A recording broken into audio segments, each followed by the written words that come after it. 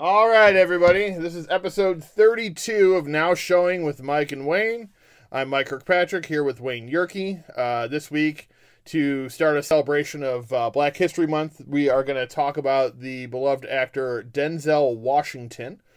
We're going to talk about our favorite films of his, or some of our favorite films of his, because as Wayne and I, when we were talking about doing Denzel for this episode, there's so many to choose from. And he's done so many really good movies. We'll go through honorable mentions, obviously mention some of our other ones. I'm going to get us started, though, this week with one of my favorites. It's one I grew up on back in my early high school years. And it was one of my favorites back then. I haven't watched it in a while. I got a chance to rewatch it. And it's He Got Game, directed by Spike Lee, one of his most frequent collaborators. And it came out in 1998. It's directed by Spike, written by Spike, starring Denzel Washington, Ray Allen, the former basketball player, Mila Jovovich, Rosario Dawson is in it, John Turturro, Jim Brown, Hill Harper, Ned Beatty, Bill Nunn, the late Bill Nunn, who just passed away somewhat recently, Thomas Jefferson Byrd, Roger Guinevere Smith, and a bunch of former NBA basketball players, which is what Travis Best and Walter McCarty played in the NBA. They play some of his teammates. Jennifer Esposito is a very small cameo or a role, right at the end. This movie is a story of a man, Jake Shuttlesworth, who is in prison. His son, Jesus Shuttlesworth, played by Ray Allen, is the top college prospect high school basketball player in the country. And he is asked by the warden through the mayor to facilitate his son going to the university that the mayor wants him to go to. It's a fake universe, like Big U or something like that. Big City or something along those lines. And so he's given a week out of prison to convince his son to go to that school. Now, the backstory that we start to find out is that he is in prison because he killed the mother of his children in a anger rage. He wasn't really drunk, I don't think. He was drinking, but I don't know if it was necessarily a drunken rage, but he was drinking and angry, upset at his son, and his wife put her hands on him and he smacked her and she hit her head and she died. So he got sent to prison. And the daughter was young, so she doesn't really hold anything against him, but Jesus was 9, 10 years old, something like that. So he holds it against him, obviously, as one would. He murdered his mother. So it was a very tough relationship. So when he gets out and he goes to meet with Jesus, it's very hard for him to get through to him. The one thing I've always related to this movie was basketball. Basketball, before football kind of overtook as my favorite sport, I grew up a basketball kid. So this movie spoke to me in that way. But it also deals with the pressures of a young athlete in growing up, especially in that time in the NBA when you could come out of high school as a rookie. You didn't have to go to college. So there's all that pressure. There's the pressure of money, people wanting to give him money, people wanting to give him cars. To me, my favorite part about this movie is Denzel's performance. And his performance as Jake is it goes to so many different levels because he feels guilty. He feels kind of left out at the same time. So that's kind of something hard to wrestle with when you have somebody who's guilty of murder, but also feels like he should still be let into his son's life because it's his son. And he's very remorseful, I think. I think Denzel plays him that way. He obviously is going through some shit, and so is Jesus, especially being named Jesus. There's a lot of that in the movie where people praise Jesus, hail Jesus, because that's his name, when he hates his name. He doesn't want to be known as Jesus because it's obviously a very biblical name. But this movie, it feels like a kind of a forgotten one for Denzel. That's why I wanted to talk about it. It's such a great performance from him. It's very kind of shot almost low budget looking, but that's more of on purpose, I believe, to kind of give it that real street feel to it. There's also a lot of famous coaches and players that come through in some of the interviews. There's a lot of 2-camera stuff, and Jordan's in there, and Pippen, and Barkley and stuff. So that was, as an NBA fan, all that stuff was really cool back in the day, and it's cool now still to watch him. Like, oh yeah, all those guys. Ray Allen gives a pretty good performance for a non-actor. He only did one other movie after this, so he never really went back into acting. But I thought it was decent. It's a very raw performance because he's kind of learning on the job. You get a young Rosario Dawson who's great. Is kind of like the conniving girlfriend because she doesn't want to get left behind because she knows they're not like high school sweethearts really. They're just kind of like with each other. So, you know, she's kind of planning for ahead where he's still trying to like, oh, maybe I'll be her longtime boyfriend or maybe not. Yeah, it's just a really good movie. I mean, I don't know much what else to say about it. It's shot really well. It's edited really well. The music is really a really interesting choice, I think, for this style of movie. Spike Lee, again, just a very interesting director. Not one movie looks the same with him, which I think is a really cool thing, and I don't think maybe he gets enough credit for. That he takes a lot more risks that people don't realize that he's taking cinematically. And I just think this is kind of a forgotten movie for both of them. I don't think really people talk about it enough for Spike Lee's expertise or for Denzel's. And it's another performance I think should have been nominated for an Oscar. It wasn't. But yeah, it's just a really good flick. If you get a chance to watch it, it's on HBO Max right now. I saw it actually, they were promoting it on one of their, like, it was a list of like top movies on HBO Max under scene or something like that. And this was one of them. So definitely check it out if you haven't seen it. Wayne, do you have any thoughts on this one? I am not familiar with this movie, so it's something I'll definitely have to check out. Okay, cool. All right, let's go on to your first one. All right. Gosh, we're talking Denzel this week. And like you mentioned earlier, these are really, really difficult to make choices to make because you have options upon options to choose. So for my first one, I'm going with the 2016 film Fences, starring Denzel Washington and Viola Davis. Little breakdown of this drama. A working-class African-American father tries to raise his family in the 1950s while coming to terms with the events of his life. It's interesting now to talk about this one because, you know, as a father and as I've gotten older, I've looked back at opportunities that I had that I didn't take, and while I won't say regrets, just different paths, you know, life could have taken me. So I really kind of relate to what he is going through and the situation that he's in. Obviously, you know, the different time period plays into this and different racial and economical stereotypes and whatnot. But when you break this down, and when I first saw the trailer, I don't know if you recall this trailer or not, his son asks him, "Dad, why don't you like me?" And instead of a passionate, loving answer, Denzel delivers aggressively. It's like, "Do you eat every day? Do you sleep in my house? You know, just like, how can you act if I don't like you?" And just very, very interesting, which made me really wonder, okay, what's going on here? Because Denzel's coming across not likable. Mm-hmm. And that kind of leads you into, like, you know, it made me really want to see this. So when you actually see it, he plays the character Troy Maxon, and he makes his living as a garbage man, as a sanitation worker in 1950s Pittsburgh. He once dreamed of becoming a professional baseball player, but was deemed too old when the major leagues began admitting black athletes.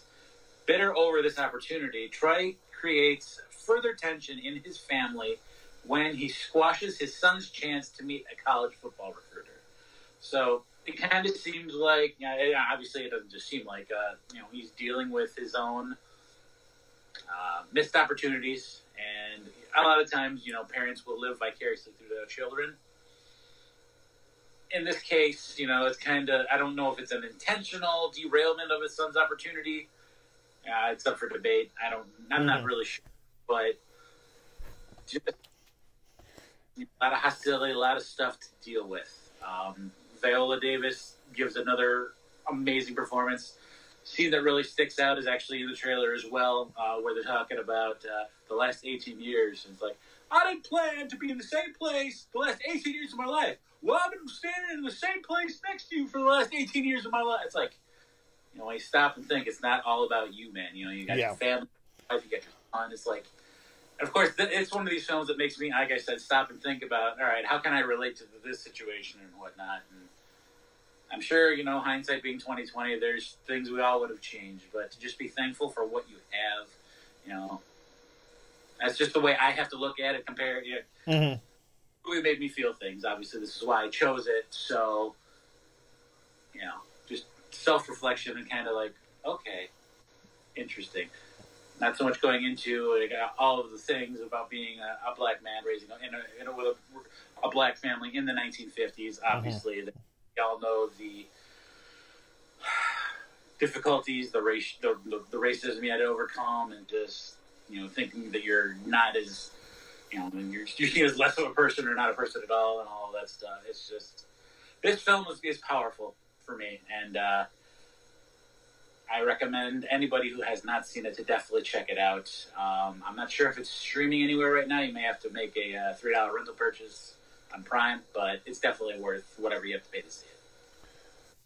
Yeah, I mean, the first time I saw this movie, I was just blown away by the performances. I mean, Denzel and Viola Davis are really good, but also the young man that plays the son, Jovan Adepo, as Corey, like, he gives a really good performance. And I think part of it gets overshadowed a little bit just because of how the two legends are in this film. I mean, Denzel and Viola Davis, like, that's as high as you get almost on both, you know, women, whatever, just actors in general. They are both at the top of their game.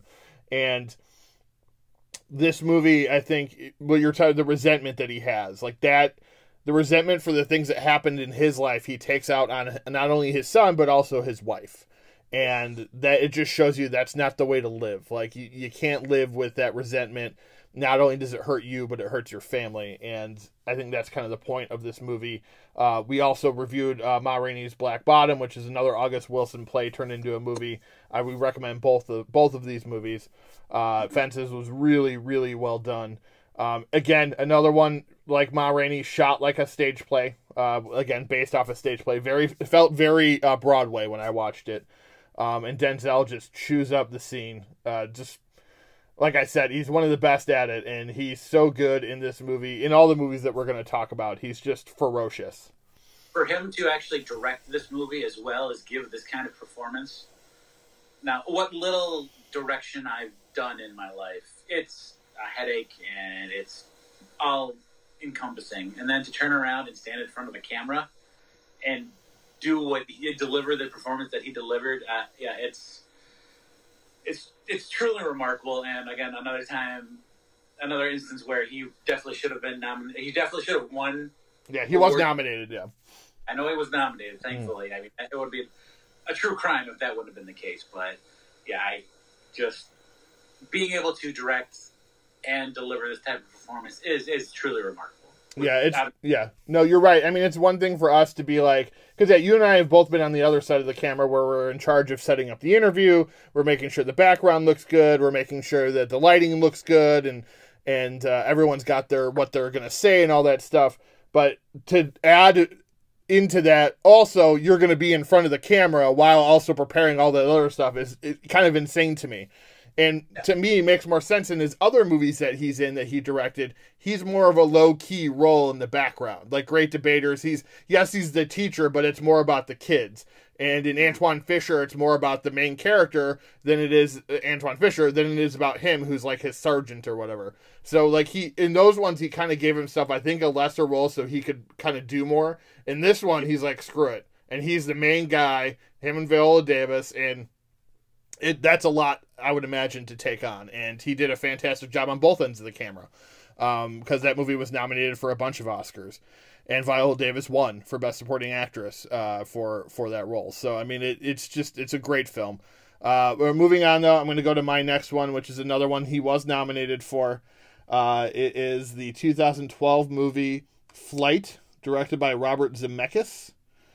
Of course, starring Denzel Washington, and Don Cheadle, Kelly Riley, John Goodman, Bruce Greenwood, Melissa Leo. It's a great cast done by a legendary director in Zemeckis. It's the story kind of loosely taken from the Sully Sullivan or Sullenberger or whatever the hell that guy's name was in New York, which also has a movie with Tom Hanks. It's a pilot who miraculously lands an airplane. However, this pilot, played by Denzel Washington, a fictional character, is hammered, drunk, and high at the time that he saves everybody's life. Now, it's brought up throughout most of the movie that that's not the reason the plane was going down. Really the plane was kind of falling apart. The fact that he was high and drunk really should have stood out as like, oh my God, this guy, imagine what he could have done if he wasn't high and drunk, because he saved that plane. It's a movie about a man wrestling with his demons, and his demons are really alcoholism. And that's, something that he has to work through this entire movie, while also being hailed a hero, but also being questioned about why no one's really talking about him. They're not talking about him because they got a toxicology report back that he was drunk and high. So they're trying to bury that while also being able to talk about him being a hero at the same time. So it was hard. In the movie, you realize it's hard for the company to put him out there, but also not talk about him, because he is the one that saved everyone's lives, except for the 6 people that died. It really is a tour de force performance from Denzel Washington. It's his movie for 80% of the movie. Kelly Riley also gives a really nice performance as a drug addict who he meets at the hospital while he's recovering from his injuries from the plane crash. And they kind of help each other. And that is a really touching relationship. It is sexual at one point, but it's sexual because they're kind of looking for someone to connect to, and they find each other, but unfortunately they kind of find each other in their lowest. And so in order to get like to their high point, they kind of have to leave each other behind almost. Like she has to kind of eventually at one point walk away from him because she's finally getting her life together and he's still on that destructive path. Lots of great side character performances from John Goodman, who plays his drug dealer. He's fantastic. Don Cheadle plays his lawyer, who's really, obviously Cheadle's always really good and gives a good performance here. Bruce Greenwood plays his buddy, who's the head of the pilots union, who's trying to kind of keep him together and make sure that the union doesn't suffer because of him. Melissa Leo plays the woman who's kind of putting him on trial at the end of the movie. It's more of like a question and answers thing. It's not really supposed to be a trial. But it's just I watched it again yesterday for the first time in a while. It's a really good movie. Again, you're watching it for Denzel's performance, and he really commands the screen in this movie. The one scene I think most people will talk about is the plane going upside down. Because in order to save the plane, he's got to turn it. And they did a really cool shot of the plane going over as Kelly Riley's character is being dragged out of her apartment after ODing. They cut to the plane flying upside down overhead them, which was a really badass shot for this movie. The plane crash stuff is really good. It's handled really well, and it looks really badass. And you just get a lot of great stuff from Denzel, because he goes through like all the emotions. He wants to be the hero, but then he's destructive because he's a piece of crap, and he's a shitty father and a shitty ex-husband, and he just wants to. At some point, he finally has to admit what's going on, and that, he's got a disease, and I think they do a really good job of showcasing that in this film. Now, I've never had an addiction problem outside of cigarettes, which I know is an addiction, but it didn't control my life in the way that it, like, made me incapable of doing things. It controlled my life, and obviously that I needed to have a cigarette, but in a different way, It's not like this where I would go and, like, smoke rather than go to work. That wasn't a thing. So it just, I've never experienced anything like this. So for me, seeing it on screen, I kind of felt like this is how crazy people can get and how much they can handle, and the fact of what certain people can handle. And I think he studied with alcoholics, like recovering alcoholics, I believe, for this role, to kind of get an idea of how they are. So I believe that what he put on screen was at least true to some people. Maybe not true to all alcoholics, but true to some. What's very interesting about this performance is it's very akin to Nicolas Cage in Leaving Las Vegas. Mm-hmm. In depths of self-destruction. Yep. And what is happening, and just Nick Cage and Elizabeth Shue, that yep. kind of relationship that. Yeah, that's true. Yeah, similar. The Kelly Riley relationship is very similar to that. And his character's name, Whip Whitaker, is probably my favorite one that he has. It's a great character name, Whip. The other thing too, the other one I thought of too, and it's not the entire movie, so it's just the one sequence in this movie is the Wolf of Wall Street, when Leo is like high off of his ass, and his life kind of comes crumbling down from that point on. It reminded me of that, not only because of the obviously addiction comparison, but the physicality required of the role when Leo was high and had to like crawl, like the same with Denzel, like the falling down and the crawling around and just trying, basically acting like you're dead almost. Because in the one scene when they come in, he hit his head on the toilet and he was like unconscious. It's such a great movie, and it's another one I think. And I'm sure people remember it well. I would imagine it was reviewed well. Was nominated for an Oscar for him for best actor. It just, again, it doesn't. I don't feel like it gets talked about enough, and it's really one I would like people to watch because it's a different kind of performance from him. I think something that we don't always see because he's always usually playing the hero. And just like you said in Fences, like he's not a nice guy in Fences. He's not a nice guy in He Got Game. He's not a nice guy in Flight. So we're kind of going down the darker path of Denzel with our first three choices here. And I'm going to stick on that with my last choice. But Wayne, let's go to your second choice here. All right, I am going with 1995's Crimson Tide. This is directed by Tony Scott, written by Michael Schiffler and Richard Henrick.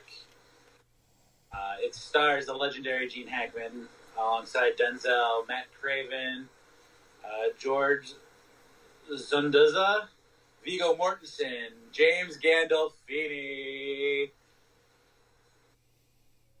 All right, so it is a wartime submarine movie. Obviously, we're worried about the Russians in this movie. Here's a little breakdown of the storyline. When some Russian rebels take control of some ICBMs, the Americans mobilize. Among the vessels sent is a nuclear submarine, the USS Alabama. But before they leave, they need a new XO. And among the choices is Commander Hunter, who hasn't seen much action. Now, Commander Hunter is played by Denzel, so he is a young man in this. Let me see exactly where we're going with that here. This is the first real Denzel Washington movie that I remember seeing as a kid, or as a young man. This came out when I was 13 in 95. This is probably the quintessential Denzel Washington performance, the one that really launched him into people's attention stratosphere, if you will. Yeah. Playing Lieutenant Commander Ron Hunter, cool yet intense, vulnerable yet confident, commanding the screen every second he's on it, even against a veteran master craftsman, Gene Hackman, 25 years his senior, featuring two superlative fierce actors at the top of their game. This movie's intense from start to finish. Basically, Gene Hackman is trigger happy and just wants to launch the nukes. It's it's time. We're firing these sons of bitches.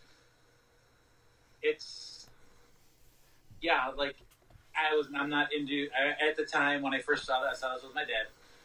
I'm really into wartime movies and all the old, the World War II one, like Das Boot and stuff like that. The Germans and whatnot. So, got the Cold War stuff. He's a big fan of Under Siege, and let's be honest, everybody loves Under Siege because, okay. Because it's Under Siege. Karate kicks.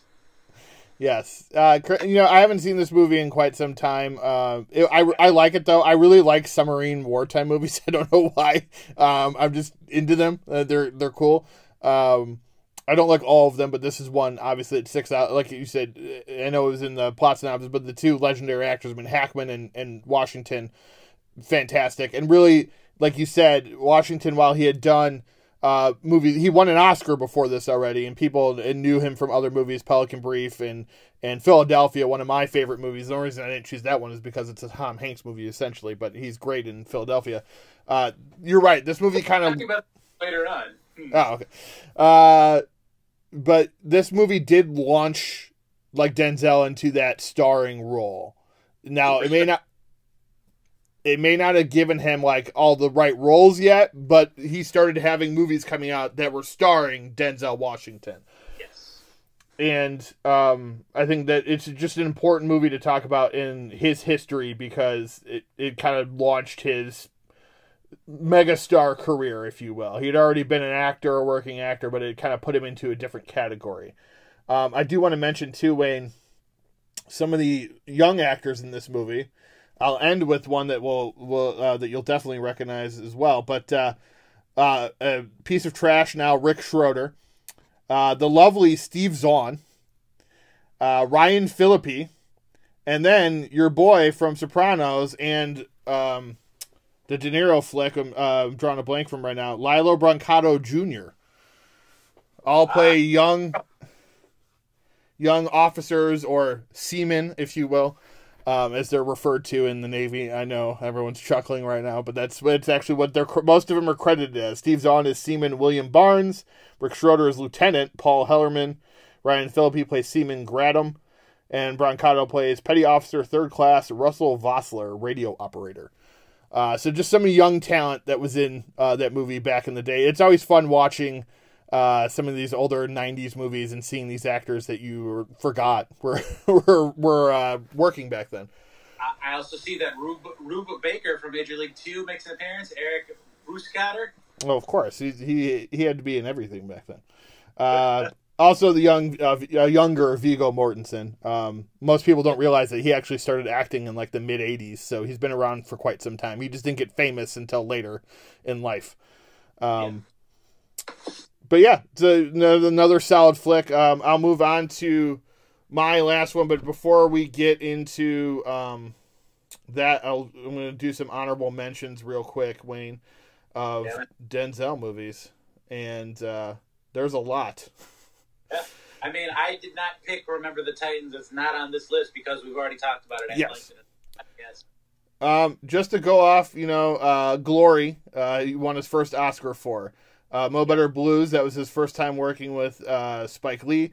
Malcolm X. Ricochet is a movie I like. It's about the hunting of a serial killer. Yes. Let's see. The Pelican Brief. Virtuosity is a B movie I like with him and Russell Crowe. It was same year as Crimson Tide. It's a stupid movie, but it's fun. Courage Under Fire. Let's see. Fallen. I love Fallen. Denzel doing horror films like that was something what I like about him is he's been around so long now. He's done everything. Let's see. The Siege. Huh? Portrayal of Malcolm X. Yep, Malcolm X. Yep. The Siege, Bone Collector, The Hurricane, which we didn't talk during our boxing. That's a great movie, and he's fantastic in that movie. Let's see. A lot of people like John Q. I'm not the biggest fan, but a lot of people like that one. Man on Fire, which we'll get to in another segment. Manchurian Candidate, Inside Man, Deja Vu, American Gangster, The Great Debaters. My Wife Loves Unstoppable. Book of Eli, I thought was good. Safe House with Ryan Reynolds, another one. Two Guns with Mark Wahlberg. Equalizer. I like the Magnificent Seven remake. A lot of people do not. So, I mean, the guy, he's done everything. But the one movie I want to talk about right now, his next film on my list is Training Day. And it's directed by Antoine Fuqua. Written by David Ayer, who most people know the name from Suicide Squad, but trust me, he's done a lot more better movies, mostly cop movies. This being one of them. He wrote this one, directed by Fuqua, starring Denzel Washington, fellow Academy. Got shit on me. Yes. Greatest line from the movie. Denzel won his Best Actor Oscar, his only Best Actor Oscar for this role. Ethan Hawke was nominated for Best Supporting Actor for his role. Also stars Scott Glenn, Cliff Curtis, Dr. Dre, Snoop Dogg. Cliff Curtis plays Smiley, who is one of the drug dealers, the Latino drug dealers, even though he's not Latino. He's from New Zealand. But he plays it well. And this movie is about two detectives. Young rookie officer Jake Hoyt, played by Ethan Hawke, is meeting with Detective Sergeant Alonzo Harris to be part of his narcotics team. And unbeknownst to Jake, Alonzo's got some issues going on. and Jake is kind of thrusted right in the middle of them. And Alonzo wants to make sure he can trust Jake, so he does many things like getting him to smoke PCP, pulling a gun on him a couple of times, framing him for murder. Whatever you can think of, he probably does it and tries to blame it on him, or at least hold it over his head so that he does what he wants him to do. Alonzo, as we find out as the movie goes on, gambled some money away in Vegas and then ended up beating a Russian person to death, not realizing that he was part of the Russian mob from Las Vegas. So they have put out a bounty on his head. Either he pays them $1 million or he gets murdered. So he is kind of a rushing against time. And this isn't known to Jake really early on. So he's just kind of going along with it. He doesn't realize that this guy is like in deep. And not only is he in deep, he is normally a bad, crooked cop.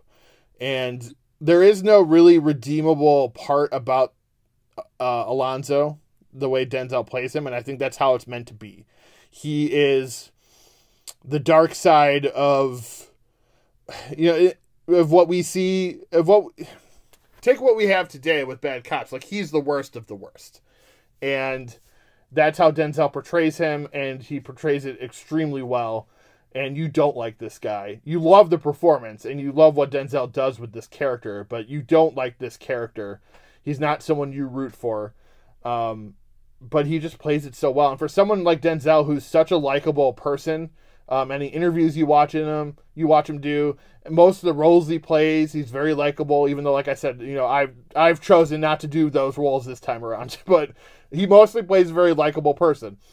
And in Training Day, he went so against type that I think it turned some people off of him because they're like, oh wow, I don't want to see Denzel be that guy.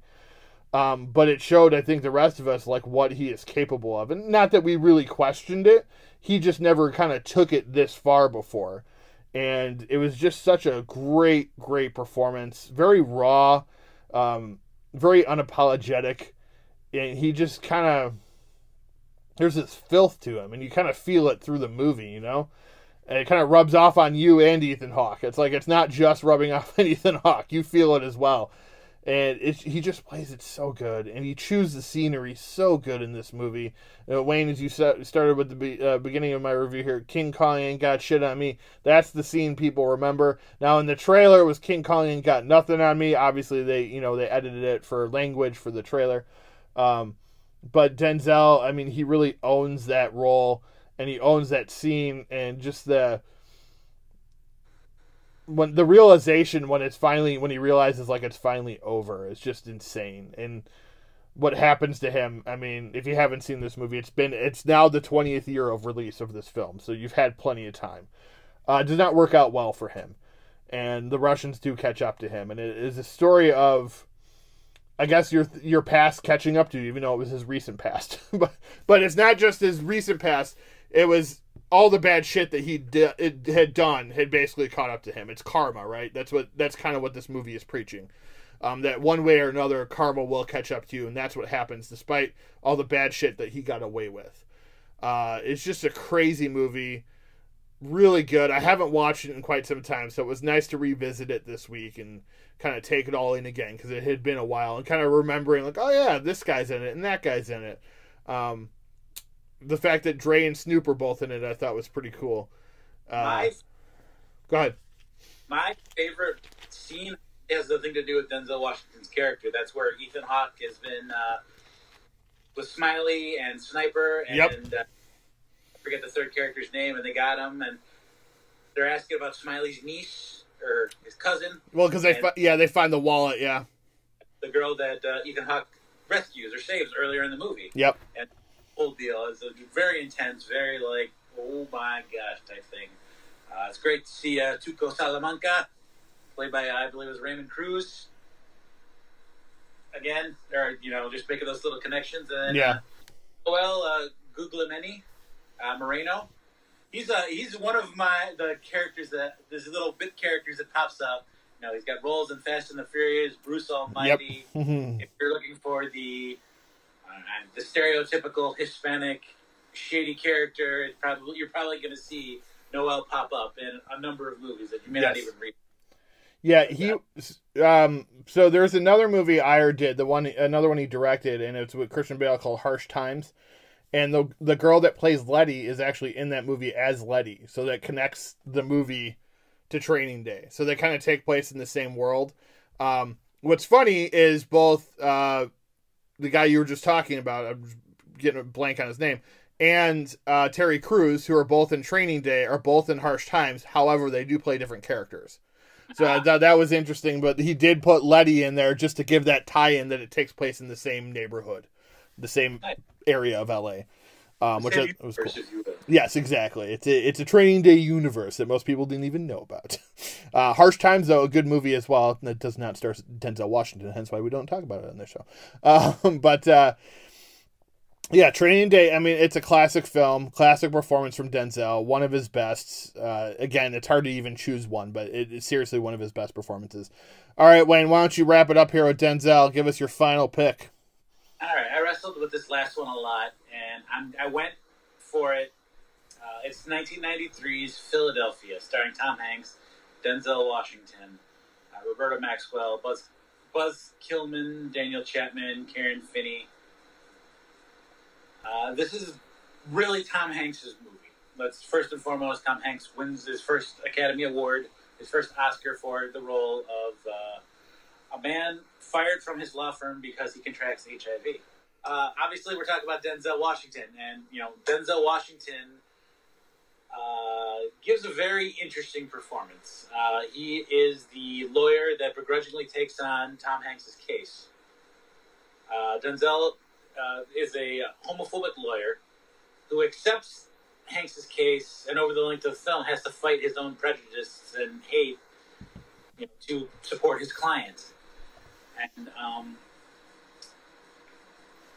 it seems like it was a difficult role for Denzel to play, and I don't know if any other actor could have delivered the performance that, to be a lawyer is difficult, obviously, I'm sure. Like, I have no experience in law whatsoever, but to argue for, another person's rights when you don't actually believe in them, or, you even have a hatred or a disgust of a person's lifestyle or something that they did, like, it's trying to wrap my head around this whole, like, performance and what the actor is going through to try and channel and mold this character.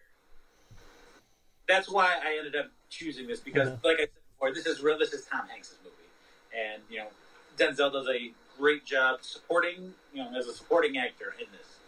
But I did choose this because of, like I mentioned before, like, all right, so you got this client, you hate this client, but you've got to win for him. Yes. So, and the performance that he gives it's again, he's not a great dude in this, but that's the theme. Like, it's not that Denzel Washington has to be a jerk to give a great performance. He's got fantastic movies where he's a great guy. It's funny that all the ones that we've chosen, he's basically a jerk. He's basically an asshole. This movie, Philadelphia is one of my favorites. I think I would honestly put it in probably like top 20 films of all time for me. I love watching this movie, which may surprise people because it is very sad and very depressing. But Tom Hanks is great in it, and Denzel. I mean, I think what you're like, the performance he gives. It's the reason I like it so much is it's a performance that you could cast anybody in, and they could just give an okay performance, and you'd be fine with it. But he takes it further, and giving him a role like this allows him to kind of do his own thing with it and kind of make it his own, and it really becomes a redemption story for him, for his character. While it's for Tom Hanks's character, it's more of like it's about justice, right? For Denzel's character, it's a redemption story, because you're right, like, he's not necessarily a very nice person. He's kind of an ambulance chaser lawyer, those are not portrayed very well on film or TV. We all know that. Lawyers in general aren't portrayed well. But the lower scum are the ambulance chasers, and that's kind of what he is. So the fact that he's able to bring that character and make him so likable, and by the end of the movie, he does end up redeeming himself by the end of the film, I think. I think it's Lionel Hutz, not Troy McClure, excuse me. Yeah, that's a good example for some of our Simpsons listeners. If you haven't seen Philadelphia, I don't know where you've been. It's a great flippin' movie. stray off of the Denzel spotlight, but Philadelphia is one of the first movies that really addresses head-on the AIDS crisis and epidemic, and the discrimination that went into that thousands, maybe millions of people facing a life-threatening illness, and then having your career affected by it because of lack of knowledge and fear and bigotry. Yep. So it also 93, and obviously times were much different. 18 years ago, 28 years. 28 years ago. Yeah, it's almost 30 years now. It also introduces the world to the young Antonio Banderas, which I think was one of his earlier films. I'm not sure if it was his first film, but one of his early films before Desperado. So it kind of gave us the there's this young Latin guy. He's pretty good too, and he gave a really good performance as Tom Hanks's lover. It's such a great movie, and I mean we can't talk about this movie enough. It's so good. Denzel's great in it. Tom Hanks is great in it. If you haven't seen Philadelphia, what are you doing with your life? Go watch it right now. It's that good. Sorry. After they finish the podcast. Yes, of course. Yeah, finish the podcast first, then go watch it. All right, so we're going to get into our review of the week. All right, there. We did, because we're doing Denzel, or mainly because we were reviewing this movie, we wanted to talk about Denzel. We are doing The Little Things, which is the brand new Warner Brothers film going to theaters and HBO Max the same day. And it'll be on HBO Max for 31 days, so if you want to watch it soon. Wonder Woman, which was the first one, Wonder Woman 1984, is already off of HBO Max. So now you're going to be stuck into the, waiting for that to hit Blu-ray and stuff and all that if you haven't seen that. So if you want to see these movies, watch them now. So, The Little Things, it's directed by John Lee Hancock, director of The Blind Side. Produced by Mark Johnson and John Lee Hancock, starring Denzel Washington, Rami Malek, Jared Leto, and Natalie Morales. It is a story of a serial killer, and Rami Malek's character is the lead detective on this case. Denzel Washington's character is a detective from LA who then comes back to pick up some evidence for a different case and then kind of gets sucked back into this case, and it kind of relates back to one of his other cases from when he was a detective there before. And it's a very slow burn of a movie, I would say.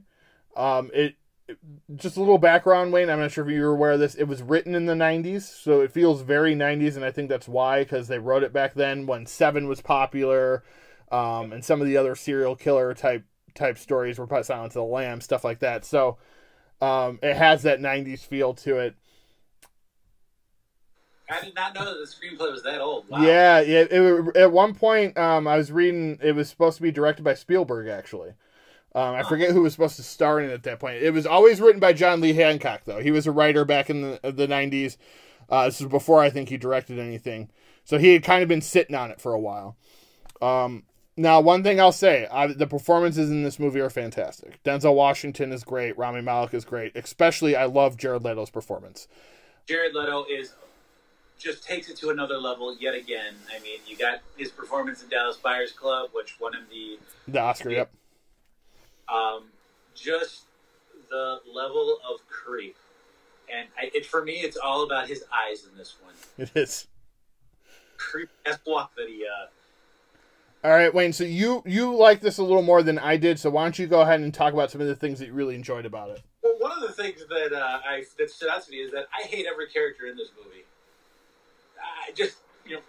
Hell with all of them. None of them are worth a damn. None of them has anything...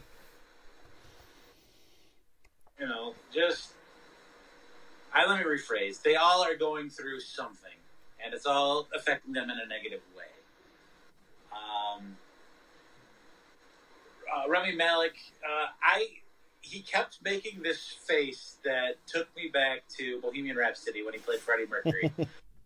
That took me out of the movie several times, where he kind of purses the lips, and he did that as Freddie Mercury, and it just shot me right back to that. And by no means am I trying to, typecast him into the Freddie Mercury role or anything like that. It's just that facial expression, just the way he contorts his mouth, just takes me back to Bohemian Rhapsody.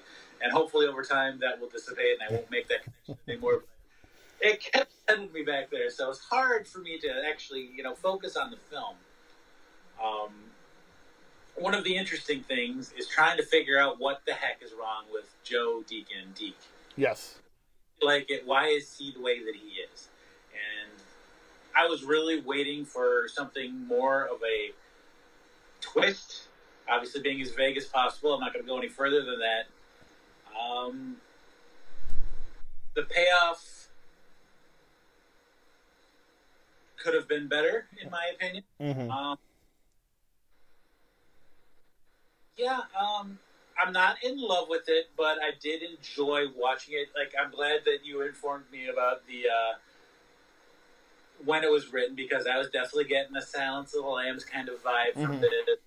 Kind of a slow burn, creepy, hey, we got a serial killer, they actually referenced the Night Stalker film. So. Yeah, because it takes place in L.A., so yeah, it's a definite connection there. Yeah, obviously between the two cases was interesting, and I was wondering if there was going to be a direct connection other than who worked the case. Yeah. So as possible. I don't want to start rambling. So you would say you were entertained by this film, essentially. For the most part, yes. Okay. See, for me, not to watch again by any means, yeah. Other than Jared Leto. Yes. Yeah, for me, and I like slow burns, and that doesn't bother me. That aspect doesn't bother me, but I need more of a payoff. And there is a little payoff, but there isn't the big payoff, which I think once you watch it, you'll understand what I mean. And it's almost upsetting, if you will. It is, and for me, when that happened, and I've always talked about, I'm good on the fly of adjusting my opinion during a movie. This one, it just didn't, I was watching, okay, all right, and it's all right. But then there was a lot of stuff of just nothing really happening. And so I'm well, this payoff better be flipping huge. And it wasn't. And that kind of let me down, and it made me sour on the movie at the end of it. And I didn't really enjoy myself watching it. But I will say the performances I thought were really good. I do agree the characters aren't very redeemable. Obviously, Leto's character is not really meant to be redeemable. For anyone that doesn't know, he plays the suspect. I mean, that's, if you watch the trailer, that's not a hidden secret. He's really good. It's one of those things Denzel is playing a role that I think he's probably played before. He's still very good at that role, but there isn't much that he hasn't done in that role. With Leto, it just, every time he does something, there's just something new. And like you said, it's the eyes, the way he's looking at the other characters in this movie. You just shudder when you see it. You're ugh, stop it. You're just creepy, man. And he's just so good. And I know he catches a lot of flack for how he is behind the scenes because he's very weird and strange. But as far as I can tell, he's not a rapist. He's not someone who's mean to women or racist towards anybody. He's just a weird dude. So let's embrace the weirdness a little bit, because there's a lot of other people out there that do some of the stuff that he does, and they're creepy as hell and don't deserve half the credit that they get, but they don't get as much flack as he does, and the dude's never really done anything wrong. And that could just be his process and how he gets ready for a role. Right, exactly. As long as he's not hurting anybody. Now, when he sent weird gifts during the Suicide Squad, maybe he took it too far. But that's fine. I think he admitted that went a bit too far. Now, that could even go to Jack Nicholson saying that playing that Joker character gets inside your head, man, and it really wraps around you. But I think even since Suicide Squad, he's delivered some really nice performances. His performance of Dallas Buyers Club, where he won his Oscar, was fantastic. This one is equally as good, I think. If you're going to watch it for that alone. Just in my opinion, be ready to be a little disappointed, because it doesn't really give you what you need at the end, right, to be the kind of movie it is. Loose ends that aren't tied up. Yes. Like the highway. Yeah. They build something in front of us, and then. Yep. And there's nothing there. Yeah. It reminds me of the movie from the late 90s called The Pledge with Jack Nicholson, directed by Sean Penn. Another similar movie where they're hunting a serial killer, and the movie itself just ends. Now, you as an audience are given kind of an ending, but the character is left without an ending. And it's very similar in that respect. And And even, like, there's so many questions even at the end of this movie that you're still like, well, wait, what? And it isn't a satisfying wait, what? It's a like, oh, well, I feel like they really left me out here. And it doesn't feel good. I am those people that needs to have the story closed for me. Yes. Like, this is why I struggle with the end of The Sopranos, because it's just kind of like, what do you think? It's like, no, and I'm not saying that's what this movie does. I'm just not like, I definitive. I need everything tied up in a nice little bow, or it just eats at me. Like, wah! Yeah. See, and I don't need everything tied, but like the main part of your story should be tied up, I think. Especially when we know we're not getting a sequel, so it's like, you know, there's not going to be another way to tie it back in. Just like Justin Bieber says, never say never. Yeah, right. So anyway, yeah. So for me, it's a skip. For Wayne, I don't know. You say watch it once, enjoy it, right? You don't hurry out, and you know, if you just got done watching a serial killer documentary on Netflix and you got another hour or 2 hours to go, nothing to do, give it a watch. What the hell? All right, so that'll lead us into our next segment, which we haven't done in a couple weeks. It's going to be Gone But Not Forgotten. People that passed away this last week, all older celebrities. Bruce Kirby, the father of Bruno Kirby, Bruno Kirby passed away like 10 plus years ago already. Dead at 95. He was a character actor. Cloris Leachman, dead at 94. And legendary actress Cicely Tyson, dead at 96.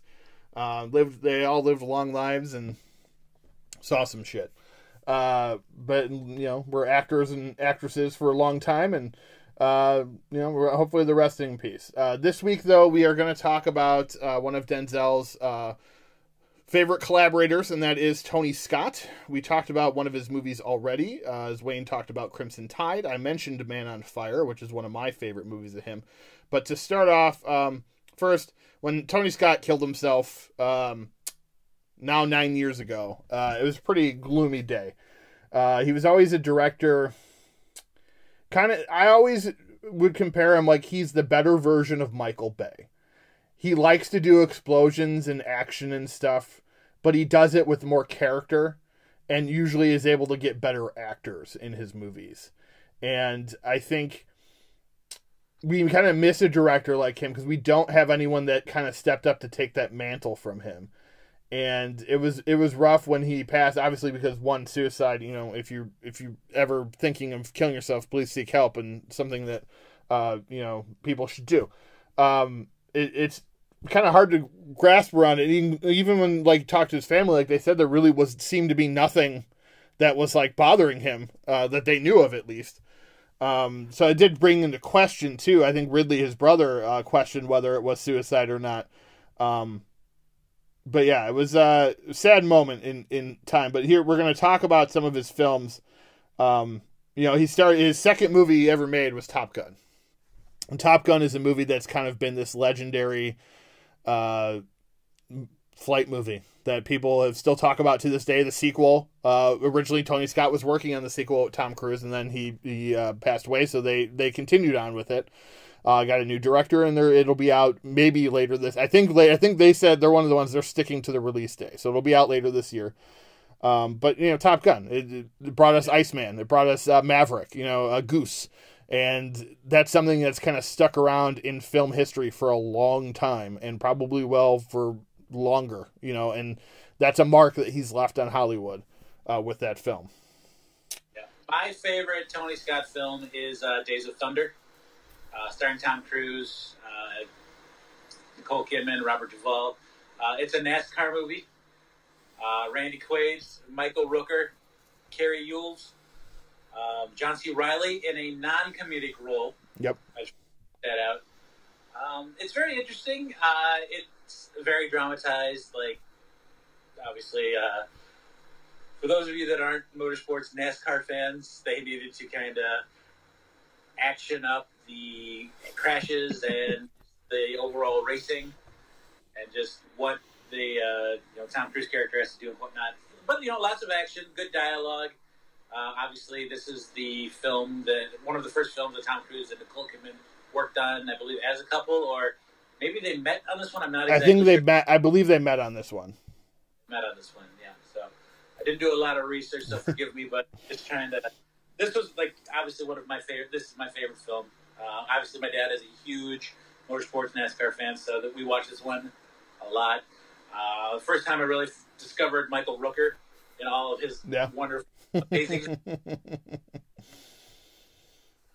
Yeah, Randy Quaid before he went nuts, or at least pretended he wasn't nuts. Pretended he wasn't nuts. So yeah, but so I mean, you know, Days of Thunder is a big one. He also before that he did Beverly Hills Cop 2, Revenge with Kevin Costner. The Last Boy Scout with Bruce Willis and Damon Wayans. In '93 though, was one of my favorites of his, and that's True Romance. Written by Quentin Tarantino, directed by Tony Scott, starring Christian Slater, Brad Pitt in a minor role, James Gandolfini in a minor role. And it plays like a Tarantino movie because there's so many roles. So it's Slater, Patricia Arquette, Dennis Hopper, Val Kilmer, Christopher Walken, Gary Oldman. I mentioned Brad Pitt already. Samuel L. Jackson has a small role in it. I mean, there's so many people that walk in and out of this movie. It's insane. Val Kilmer plays Elvis, who is only seen through Christian Slater's eyes at the end of the movie. So, like, in one scene, he plays Elvis Presley.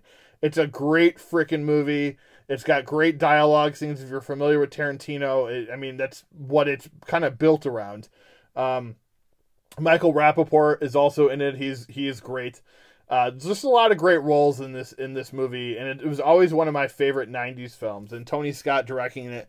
If you watch a lot of his movies, there are things in True Romance that you could look at Crimson Tide, a completely different movie, and you'll see the angles, the slow motion, the colors in the scenes. He's got a lot of things that he does that are done in all of his movies. The quick cuts too, close-ups of people's faces, like that's something that is very known for him. Another one of my favorites, Wayne, was The Fan, which I started watching again yesterday. I didn't finish it, but it's Wesley Snipes, Robert De Niro. De Niro plays an obsessed baseball fan with Bobby Rayburn, played by Wesley Snipes. Such a great movie. It's really like hated, I think, by critics. I love this movie. But young Benicio del Toro before he kind of broke out. It was after Usual Suspects, though. So it was around those times. The remake of Taking a Felon 1, 2, 3. Yeah. I did not actually even realize that. Shame on me. Yeah, he did 2 train movies. Unstoppable, with and both of them with Denzel. That's what we talked about. He was a frequent collaborator with Denzel Washington. Man on Fire is probably my favorite Denzel Washington movie that he did. It's a revenge movie starring Christopher Walken, Denzel Washington, Mickey Rourke, Dakota Fanning, Mark Anthony, a bunch of other people. And it's really good. And it's a movie, I think, that's another one like Top Gun that has kind of made it into everyday film speak. Like people talk about Man on Fire, and that he did a lot of new things in Man on Fire that he hadn't done before that he then repeated in Deja Vu, Taking a Pelham 1, 2, 3, Unstoppable, just stuff that, just film stuff, cinematography stuff that he kind of took with him. Every time he kind of learned something new, he took it to his next movie. Like if you watch Man on Fire and then follow it with Domino, which not one of his better movies, there's a lot of similarities between Man on Fire and Domino and how they're shot. But yeah, he was just a very creative action director, I think. And I think because some of his movies weren't as smart as they thought they were, people kind of looked down on him, and he's not his brother. Ridley Scott has always kind of made, I don't want to say masterpieces because it makes me sound arrogant, but essentially, yes, like Alien is a masterpiece. So like his brother has always kind of been at the forefront of filmmaking, where Tony's just kind of been left to be at the back here and just blow shit up whenever he wanted to, which is a cool thing to be able to do, I think. And he didn't have to kind of worry about, am I going to get nominated for this? Is this something people are really going to like? I'm just trying to entertain people. And that's what he did, I think. He entertained people. He gave us a ton of movies to enjoy. Enemy of the State is another one I love. It's kind of a faux sequel to The Conversation with Gene Hackman from the 70s by Francis Ford Coppola. It's a great movie. That one, when we were talking about some of the actors in Crimson Tide, Enemy of the State had Jack Black in it. I believe Steve Zahn was in that one as well. Barry Pepper, Scott Conn, just a bunch of these actors that he just throws in there. Which is nice because they end up, being actors that are still working to this day that he kind of gave their start to. So I think it's just, he is someone, like I said, I don't think anyone's really replaced him since he's left. And his type of style of film is something I do miss. And it is fun to go back and rewatch his old movies. My wife loves rewatching Man on Fire and Unstoppable. Those are probably her two favorite, I would say, just looking at this list. She loves those movies. So, yeah, we miss you, Tony Scott. It was great having you as long as we did. It was pretty long career, kind of, I guess, 83 to 2013. But yeah, it was a lot of good movies there. So, all right, we're going to move on to our awfully good or just plain awful this week, which when I came up with this idea, this is the kind of movie, Wayne, that I was kind of looking forward to reviewing. And I think maybe I'll try to look for more like this in the future. Nice. And of course, if you've seen by now I've posted this, and you've already clicked on the link. You've saw the poster for Deathstalker II. Deathstalker II is a movie from 1987. It was a sequel to another movie called Deathstalker, which we didn't watch because I read something about watching bad movies, and the person said you don't need to watch the first one, so we didn't because I didn't feel it was necessary. Directed by Jim Wynorski, who is the director of Chopping Mall, which is a slasher movie about robots inside of mall that kills people. And also he directed many softcore porn films in the 90s and 2000s. So, he's had a long career. This is this one, that's for sure. John Terlesky, Monique Gabrielle, John Lazar, and Tony Naples are your stars. If you haven't heard of any of those people, don't be surprised, because neither have I. And I know a lot, as Wayne can attest, I know a lot about movies. Yes. The only one name that looked familiar was Terlesky, but I didn't even bother looking up to see what else he was in. Let's see. Let's just take a quick look. Little Miss Millions, Vampirella, Judgment Day, not Night, which was the good movie. Yeah, nothing. He was in V, I guess, the miniseries. Anyway. Deathstalker is it's one of those, Deathstalker 2 is one of those movies. It's a sword and sandal, epic type thing. But it was this is what I thought. Unique version of Conan the Barbarian meets Indiana Jones. Yes, exactly. That's exactly what I was going to say. And I was going to say more Han Solo or more, I got more of a Han Solo vibe, I guess. But it was definitely, that's what it was. You're right. Because it was not those characters. It was they're well, what if we took Conan the Barbarian and Harrison Ford and put them in a movie? They're oh, that's great. You can get Harrison Ford. Well, no, we can't. But we can get a guy who could say lines kind of like Harrison Ford. And that's what they ended up getting. Bring in John Terlesky. And that is the only redeemable acting part of this movie is him. He's not, and when I say the only redeemable part, that's not to say he's good. He's just not completely awful like the rest of the cast. This movie, it really is, it's Conan meets Indiana Jones. Wayne was right on, dead on. That's what they wanted to do. They wanted to have a wisecracking Conan Barbarian, basically. And instead of Jones, we'll call him Illinois Smith. Yes, exactly. And he lives up to the part. I mean, and then you bring in the woman is not dissimilar from the woman is not unlike Kate Capshaw from Indiana Jones, the second Indiana Jones movie, and she has a lot of the same lines, a lot of the oh woe is me lines, and very woman that needs to be saved a lot.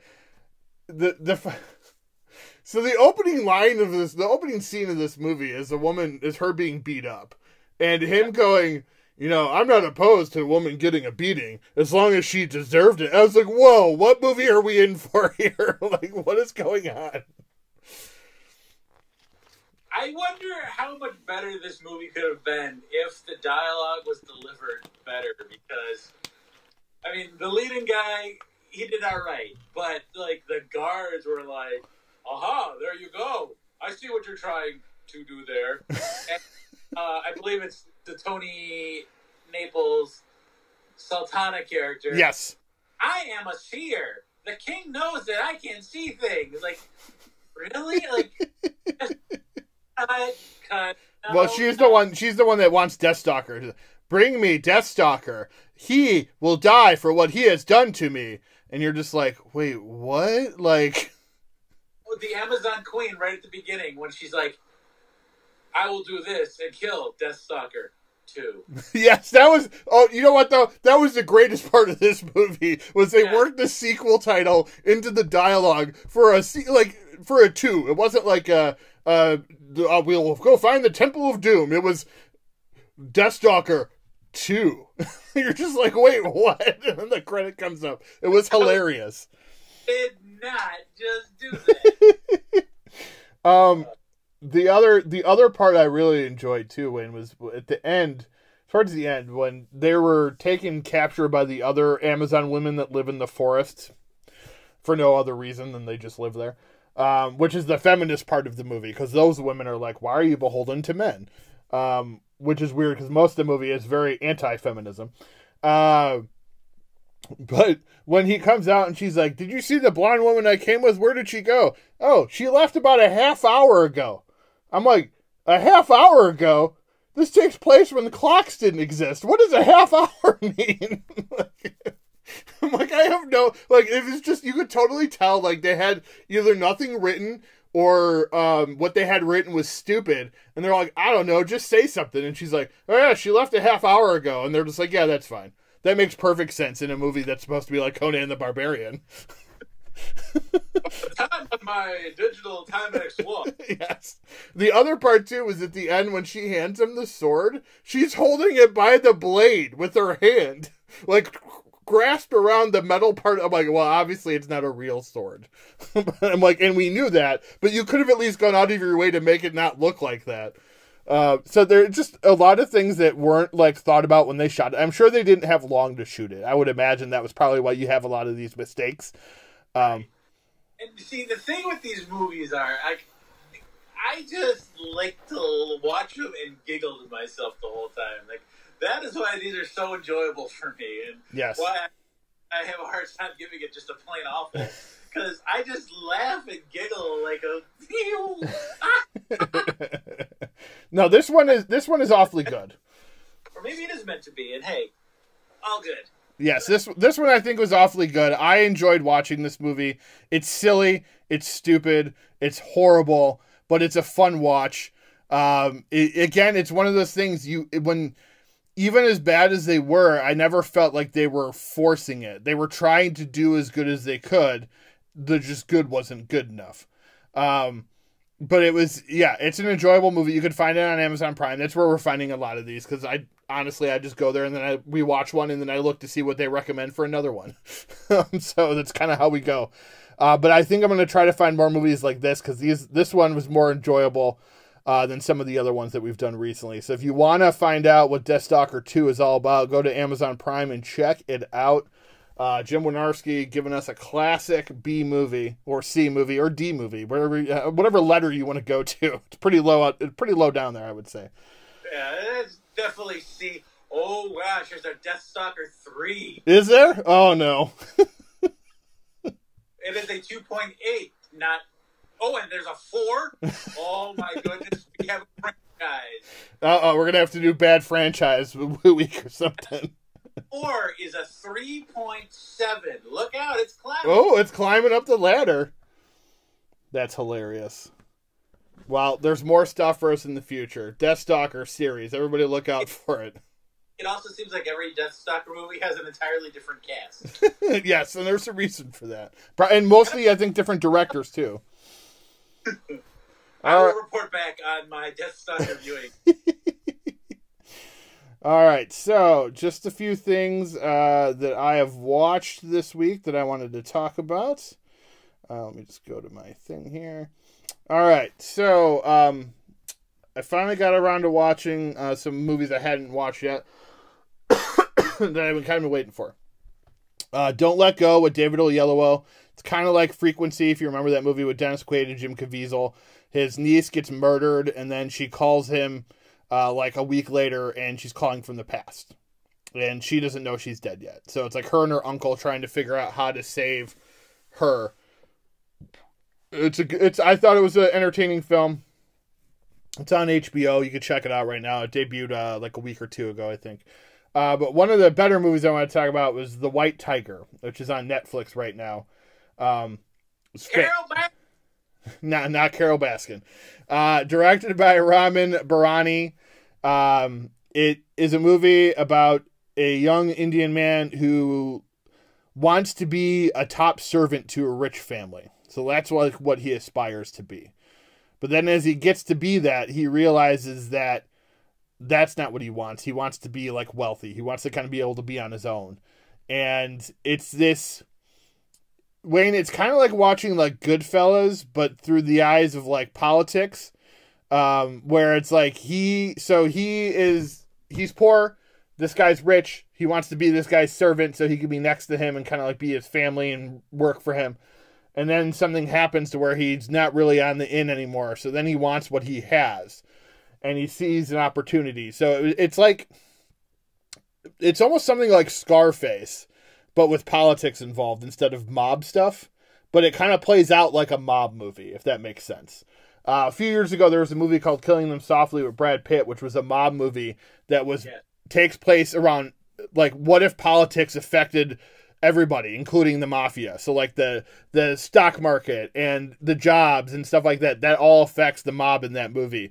And so this is kind of reversing it, making it politics and about classism and turning it into like a mob story almost. And I thought that was a really interesting way to tell the story. It's a fantastic film. It's a Netflix original. It's on Netflix. The lead actor has been nominated for the best actor at the Independent Spirit Awards.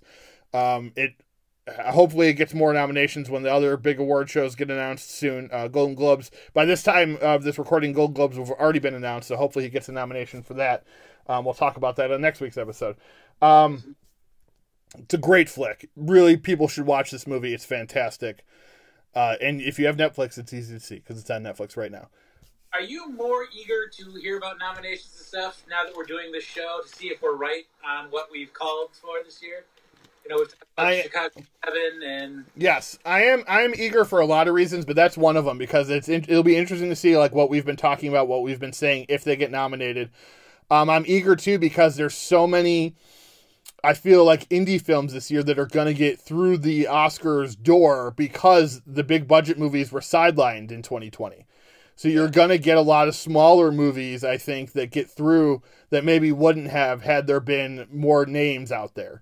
And that's very interesting to me just to see how that's all going to play out. Like, this is a movie, I don't know if we would be talking about this movie if there were other big movies that got to come out ahead of time. So we'll see. But it's a really great film, and I think people should watch it, and it's so good. The performances are fantastic. Everyone's really good in it. Definitely check it out. The next one I got to watch is one I've been waiting for, and I talked about previously, Freaky with Vince Vaughn and Catherine Newton. It's basically a horror film version of Freaky Friday. Catherine Newton is a loser high school mascot who gets stabbed by a serial killer with a cursed knife, and they switch places. So Vince Vaughn plays a serial killer. He then becomes a high school girl, and the girl becomes a serial killer. It is hilarious. It's bloody and gory and violent as hell. I love it. I loved everything about it. Vince Vaughn is hilarious. Catherine Newton is awesome. She's just been cast as the new Cassie Lang in the MCU, so I'm excited for that as well. But if you get a chance to see this movie, it's available to buy now. I believe it comes out to rent on Tuesday. Definitely check this out if you like these type of movies. Wayne, I think you'll like it when you get a chance to see it because you do like the slasher movies. Like, you can handle those, and it's just hilarious. It's the funniest thing Vince Vaughn has done in a long time. It's just so good. I really can't speak highly of this any more highly of this movie than I am right now. I loved it. It was something that I really, really enjoyed and was really looking forward to. So it kind of held up to everything that I was looking forward to. One of my pet peeves about the poster, though, is that they've got the two characters positioned, but the names are wrong. I know, and I've heard actors and stuff talk about that. A lot of that has to do with money. So Vince Vaughn is paid more money, and they then make a poster. Now, the people that make the poster don't always know that when they do it. So then they make this poster, and then people see that poster, and people like that poster. And then I'm assuming someone's probably like, well, should we change the picture? And they're like, nah, man, that poster's really badass. Just leave it. And that's why, like, in the Bill and Ted new movie, you get the main poster they released, it was Keanu Reeves over Alex Winter's name and Alex Winter over Keanu Reeves' face. Yep. And that's because that's just how that works. Like the bigger actors are going to get the preference to where their name goes. That isn't necessarily, there's so many departments that go into making a movie, and Wayne, you know this, lack of communication is a huge thing in the production industry. And I guarantee you that plays a huge part in this. It's just kind of become one of those things in Hollywood that everybody knows happens now, and people still call it up, but then the first comment on Twitter will be like, oh, but this happened because of this. So I think everyone knows now why, for the most part, it happens. It just, I don't know. Maybe someone should tell the poster makers. I don't know. Or maybe too many people with too many decision makers. Right, exactly. So it's just how it is. And obviously Vince Vaughn is the bigger name, so his name's going to be first. And you're right. They could have made the poster the other way, but the way they had it designed, they just left it. So there must have been something about the way they had it that it had to be that way, and they liked it that way. Personal preference, it's all good. It's just one of those little things that... Yeah, no, I get it. Trust me, it's always weird for me to see that. I watched the new Darren Lynn Bousman movie, Death of Me, on Netflix. It's decent. It's kind of like a Wicker Man, the original Wicker Man, not the Nick Cage Wicker Man. It's a cult, like on an island, and she gets kind of dragged into it, Maggie Q. It's a decent flick. But then I watched Arch Enemy with Joe Manganiello, which is a really cool movie directed by Adam Egypt Mortimer, who did a movie I really like called Daniel Isn't Real. It's a movie where Manganiello's character plays a guy who claims to be a superhero from another dimension, who's now a homeless man living in the streets of, I think it's California. I'm not sure exactly. It may just be some generic city. I think it's California though. Anyway. And so like it kind of starts to like, he ends up befriending a kid who ends up putting all these Instagram stories out about him and kind of making him famous. So then another person notices him. So then he gets called. So it's one of those, like, is he this superhero or is he a crazy guy? It does get explained in the end. It's not one of those ambiguous endings. It's a really, really cool movie. Lots of cool colors. It goes back between animation and live action because all the stories he tells about him being a superhero in the past are all told through animation, which I thought was really cool. Kind of like a comic book. I'm sure they did that because their budget wasn't very high, so they could show a lot more things in animation. Really cool movie. Definitely check it out if you can. You could rent or buy it today. I also watched the 4th episode of WandaVision with Donovan, and we really love the show, and the 4th episode was really cool. It brought back Darcy from the Thor movies, played by Kat Dennings. Also, Randall Park, who was in the Ant-Man series, returns, so he's a big part of this 4th episode of WandaVision. Really good. I'm telling you, people need to watch the show. It's very interesting and very fun to watch everything unfold. So I think we got 5 episodes left. And then right after that, Falcon and Winter Soldier is going to start running. So it'll be fun to kind of have something Marvel MCU related, which we haven't had since 2019. All right, Wayne, so anything you want to talk about this week? Yeah. I finished up Dawson's Creek, because everybody knows that I've been watching that. I neglected to watch the final 2-part episode. So I actually finished that a day or two ago. And one of the interesting things is during its original run on the WB, Paula Cole's hit debut song, everybody, I don't want to wait. And well, what's interesting is like during the DVD release and streaming services, they had to change the theme song due to streaming rights. So it was actually a song by Jan Arden called Run Like Mad. And while it's a cute, catchy thing, it just didn't really feel like, Dawson's Creek for me. Well, while turning on, Hulu, going to the last 2 episodes, they do the little couple-minute prelude thing, and all of a sudden it cuts the theme song, and it's the Paula Cole song, and it struck me in such a way that I got a little emotional. I immediately went back to the late 90s, early 2000s, and watching this with all my high school friends and living through all this stuff. And yeah, I was not expecting an opening show theme song to affect me as much as it did. And, I wrapped up Dawson's Creek with, fond memories again. And this is probably the 3rd time in my life I've watched the series through. So that was nice, That led me to start thinking about where I've seen these other actors. Like, obviously, we've seen James Van Der Beek in stuff here and there. Obviously the football movie with John. Varsity Blues, yeah. Lost the title there for a second. And then it got me thinking about Joshua Jackson. Obviously, he was in a couple of things. But they're coming out with a Mighty Ducks revival. I'm curious. Obviously, Emilio Estevez is tied to it. I'm curious if he's going to make an appearance in that. It's like, interesting. I don't know. Yeah, we'll see. Yeah, maybe just a cameo or appearance. That would be, sufficient enough, I think. I'm just started season 4 of Dexter. This is the Trinity Killer season. Mm-hmm.